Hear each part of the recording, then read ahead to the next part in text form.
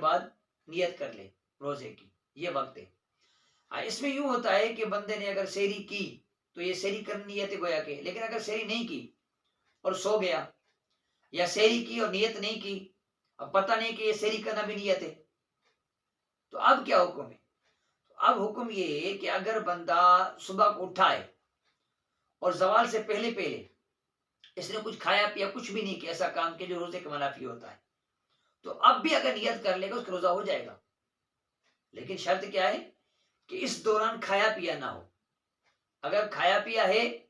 تو پھر روزہ نہیں ہوگا۔ مثال کے طور پر آج کل جیسے کہتے ہیں بھائی آزان چل رہی، آزان ختم ہوگی تو پھر روزہ رکھنے کا ٹائم ہوگا، ٹھیک ہے،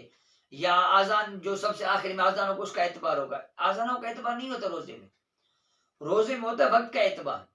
چاہے آزان پہلے ہو چاہے آزان بعد میں ہو، اس کا اعتبار نہیں ہوتا۔ عام طور پر آزان جو ہے وہ روزے کے